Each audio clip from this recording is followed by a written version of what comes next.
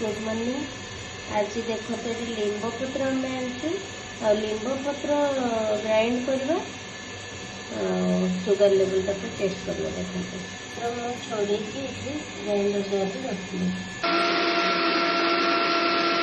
Limb पत्र grinding कर देती गोटे चामच हल्दी फिंगर पीबू से एक्सट्रा हल्दी प्लेन पानी दबा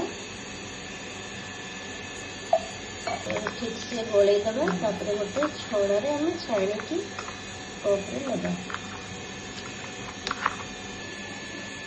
लिंब पत्र हल्दी जूस रेडी हो जाए।